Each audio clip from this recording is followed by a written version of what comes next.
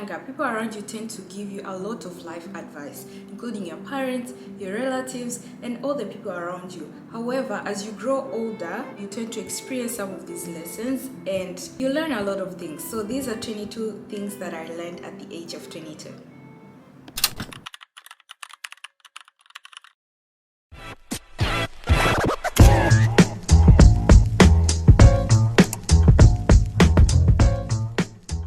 Hi friends, welcome back to my YouTube channel. If you're new here, I hope you stay, and please don't forget to like, comment and subscribe. If you have already been here, then welcome back. You know the tea, you know the vibes. And without any further ado, let us begin. So I'm gonna categorize these into different sections, but in those sections they'll have those points so that you don't get tired listening to me. Anyway, so section 1 is mindset.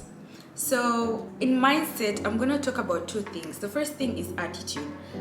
Your attitude matters a lot, and I'm gonna go further and just give you a simple definition of what attitude means. Attitude, according to Oxford Dictionary, means a settled way of thinking or feeling about someone or something, typically one that is reflected in a person's behavior. In a simple way, if I would give an example so that it's easier to understand, if you can be the most beautiful person in a room, the most handsome person in the room, the most smartest person in the room, but the moment you open your mouth and speak, that's what's gonna determine if you belong in that room or you don't belong in that room. So that applies to the way you talk to waiters, the way you talk to your boss, the way you talk to your friends. People are very observant. So attitude is something that can either open doors for you or close doors for you. And this is something that personally my father has been singing about this over and over and over again. Every time I talk to him, he's always talking about attitude. I cannot emphasize this enough. Have a good attitude. The second thing around the same attitude is the people that are around you also affect your mindset and your attitude. I know sometimes you'll be like, oh, I can be the unique person in the flock. You can be like, oh, I hang around alcoholics, but I don't drink, so I'm fine. Or people around me always just spend money on unnecessary things, but I'm fine. But trust me when I tell you, those things affect you in one way or another. Because even though, say, you hang out with people who spend a lot of money unnecessarily, right? And you don't, right? But it's gonna reach a time where you really wanna get something, and that thing can be pretty useless, but then you're going to justify it because all the people around you do it anyway. So you'll be like, maybe it's not that bad, right? Now, in my second section is finances. Now, I am not a finance guru, I'm not a finance coach, but I know a little thing or two about finances. So the first thing is, or point number 3 is, have multiple bank accounts. Now, hear me out. So this mainly would apply to if you have some sort of consistent income, right? If you have a consistent income. If you don't have a consistent income, or you don't really have money to put in those bank accounts, then what will you put in those bank accounts, right? So anyway, hear me out. When I moved to Australia, right, my father immediately, with immediate effect, he opened 4 bank accounts for me. Did I have money in those bank accounts? I probably had money too, because one was money for everyday use and the other one was emergencies. The other two. So anyway, I didn't understand at first, right? Why am I having 4 bank accounts? Why? But I came to understand, and I've brought this all the way to now that I've started working. I have so many bank accounts, guys. So many. Well, let me explain how I do it so that's easier to understand. I have an account where I put my money for groceries, and I have an account where I put money for long-term savings, bills, that means subscriptions, my phone bill, whatever. And then I have an account specifically for rent, and because obviously I'm living with a person, so rent and the joint bills and everything. And then I have the one for my personal bills, which I said before. And then I also have one for fun. The money that is sitting in my fun account is the only money that I can spend on whatever impulsive decisions that I'm making. So that means if I put $200 in that bank account, that is the only money that I have to spend. If that money is done, it's done. And also it helps you, you know how it's different from when you're seeing $1,000 in your bank account. You feel like, oh, I have a lot of money. It's different from if you see $40 here, $20 here, 300 here, 20. I understand maybe you would be transferring, but trust me, it's so much easier. Well, to me, I don't know if how it's gonna work for other people, but to me it's much more easier, that because you won't then be calculating, oh, 300 plus 500 plus 20 plus, you get what I mean? So every money has where it's supposed to be, and it's always used for that particular purpose. So have multiple bank accounts. That's just my advice. Another thing about finance is learn about money early, guys. I don't know about stocks, I don't know about whatever, but I am trying my best to learn as much as I can about these things. Because when you hear about financial freedom, it's not as easy as you think. You need to start learning about these things so much early on. So if you want to learn about investing, you want to learn about spending money and things like that, you need to learn about finances. Take your time, listen to people, listen to as much as you can, and just take the advice that you think will be enough. Even as I am talking right now, telling you stuff, take things that you think will help you, not necessarily everything, because not everything works for everyone. Some things just work for me and they will not work for you. So learn about investing. And in the same route, section 3, growth and skills, guys. So point number 5, always be open to learning new skills. I can give you a simple example. When I started working, I did international business and accounting, right? But I never wanted to deal with accounting. And even when I started working, I remember I was being asked, do you want to do the accounting stuff? And I was like, no, I don't want to deal with that. I don't want to. But eventually, I came to realize that you need to be open to learn everything. Learn anything. Even if someone comes today and be like, Alice, I want to teach you about coding, I will sit there and I will learn about coding. Learn anything, because life is so dynamic. You don't know where your career will be. You don't know what job you're going to take, especially with the job market right now.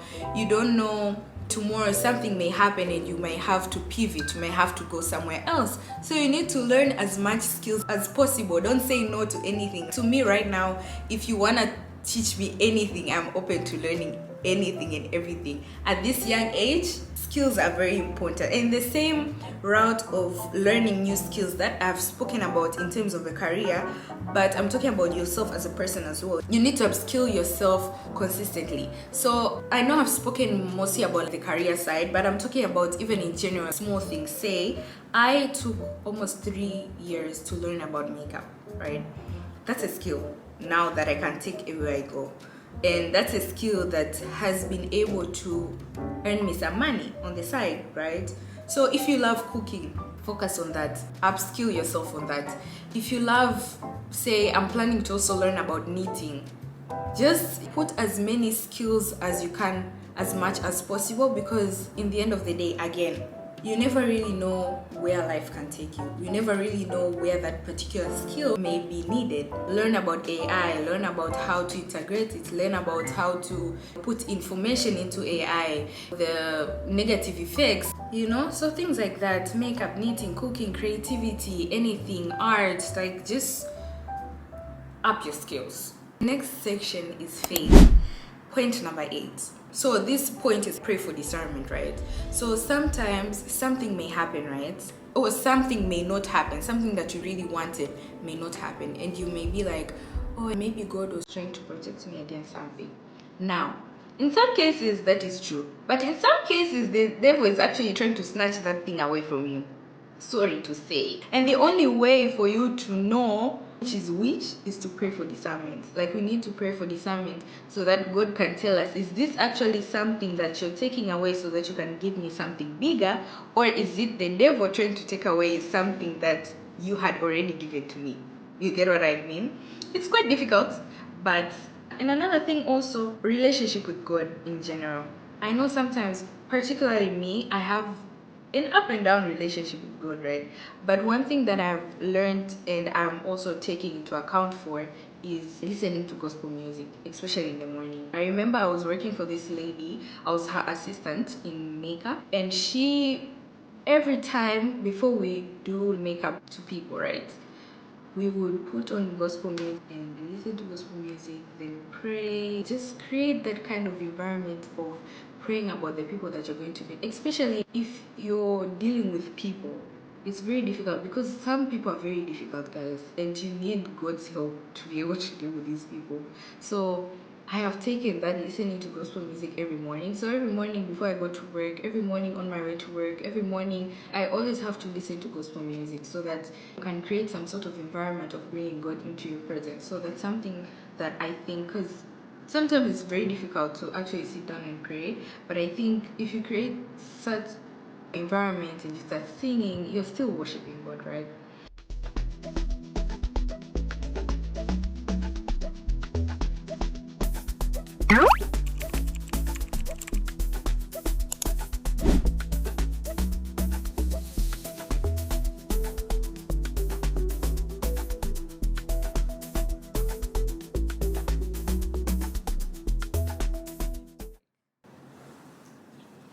How are you? How are we feeling? Are we okay? Have we hydrated enough? Well, let's continue then. So my other section is work-life balance. Now, I am not discriminating anyone who isn't working full-time. I'm gonna explain this according to my experience working full-time. But in general, I think no matter what you do, if you're an entrepreneur or whatever you do, right, you need to have work-life balance. And to me, I'm gonna define what work-life balance to me means. So it is very important that you don't lose yourself in your work. I know sometimes when you start working, you might be caught up with deadlines. There's a lot of things that you have to work on and you forget yourself in it, right? Say for example, me, I love doing my little makeup videos. So if I then neglect everything that I have been wanting to do or I had been doing before, what happens later on, say I go through social media and I find someone who has maybe we're in the same level at the time and then now they've grown to be such a big person. Now I start resenting my job and hating my job, and I'll be like, oh, now I hate my job because it took away all my passion and everything, and now I can't do everything. And then you start complaining, and then now you start hating your job, and then now you need to balance everything. If you love cooking, continue cooking. Find time to cook, because trust me, one day you're gonna look back at this and you're going to be very proud of yourself. You're going to be very proud of every decision that you chose to make, even though you were working and you were very busy. And in the same point, even though I'm telling you to do everything, you need to rest. I remember going to this mentorship program and I met this lady, not met, but she was giving us a story of her life where she was working so hard trying to climb the career ladder and everything, and one day she fainted, and after she fainted, then she couldn't do anything after. So then what was the sleep, brother? The next section is lifestyle. You need to take care of yourself. Wake up in the morning, make your bed, drink water, do your face care routine, do your makeup, go waxing, go laser, and all the other things that people do to take care of themselves. You know what I mean, I don't need to explain too much. And also, try to look presentable. Being presentable matters, guys. Because sometimes, I'll give myself as an example again. Well, I'm gonna give this because it's the lessons that I learned, right? It's me, the things that I learned, right? So if I'm giving 8 hours, 5 days a week to a place or to something I'm doing, that means it's taking 80 to 85% of my daily life. So if I go to work looking like a bum, that means I'm a bummy person, right? Because it means 85% of my time I look like a bum. But if I look good, then I'll look good and I feel good about myself. So anyway, for me personally, I don't go to work or anywhere of the fact most of the time without doing my eyebrows or my lip combo. I don't necessarily do my makeup every single day because I love my sleep, guys, in the morning. But I do my lip combo, I do my eyebrows, and I also put on some moisturizer. So you need to try and look presentable. You don't know who you meet, you don't know where you go, you don't know. Another thing is social media and influence. 16 or 15, I think. Be careful about what you consume online in general. Now, let me put this in this perspective. Say you're following 200 people, 190 are gossip pages. You're a gossiper. You are what you consume. So anyway, what I'm trying to say basically is that, for example, for me, because I do makeup content, so 90% of the people I follow are people who are meant to inspire me and to help me grow in terms of what I'm doing. So most of them are people who do makeup. So if it's something that you want to do, if you're upskilling, if you want to learn something new, it's something you like, then the people who you should be following, or you build your own For You page, right? You build your own algorithm online. You just need to train it. So if you train your algorithm to be of a certain particular type of people, then that's what it's going to be. But if you force yourself to just follow anyone just because it's anyone, or because it's Instagram, I don't know what to tell you, or it's TikTok, I don't know what to tell you, but you need to be careful what you consume online, to be honest. And then also you need to follow people who inspire your growth. So that's another point in the same section. You need to follow people who inspire your growth. If you looking at certain type of people or watching certain type of content makes you feel a certain type of way, say it makes yourself compare yourself, or it makes yourself envious and jealous, there is no point of you following those kind of people. Literally, it's your own phone, it's your own credit, it's your own data. You can do whatever you want to do. You don't have to follow these people. Many people, sometimes it could be people your own age, because why am I sitting down and comparing myself to someone else? Another section is goals and direction. So, well, you need to set clear goals and resolutions. Sometimes when the end of year reaches, you look at someone, oh, they have accomplished so many goals, they have done so many things, and you see yourself like you're behind because you didn't set goals. You were just living, just surviving. And I'm not saying it's a bad thing, but I'm just saying sometimes when you have goals and resolutions, it gives you a purpose to wake up every morning knowing that it's like a list that you have to check, a list of things that you have to do within a year. And you don't have to finish everything, but at least if you have a purpose in this life, then it helps you to avoid so many things. If you have a goal of saving $10,000, say, that means if you see unnecessary purchases, if you're actually disciplined and focused, you would not do those unnecessary purchases because you'll be like, I wanna save $10,000. So giving yourself goals and resolutions, it gives you some sense of purpose on what to do in life. I have a vision board that's on my iPad, in front of my iPad. When I open my iPad, every single time I see it, and I'm also planning to frame those resolutions or that vision board in my room, so that every time I am in my room, I look at them, I know that I'm waking up tomorrow morning, I have certain resolutions that I need to accomplish. You need to keep your goals visible. That's the other point as well as what I just said. And my last section is personal growth. So it's okay to start over, honestly. I remember talking about this in my video when I was talking about vision board and everything. It's okay to start over. You can fail as much as you can. It's okay, you can start over and start over and start over again. Sometimes starting all over again is very difficult, especially because your mind will be like, but I did it the last time and I failed, and I did it again and I failed. What's the point of doing it now? But you still need to continue doing it. That's the only way you can know if you ever do it. And then you also need to pursue things that you genuinely love. Say I am doing content creation, I'm doing my makeup videos, I'm doing my YouTube videos. It's not like I'm gaining a lot of traction or I'm gaining a lot of money from it, no, but I genuinely just love what I'm doing.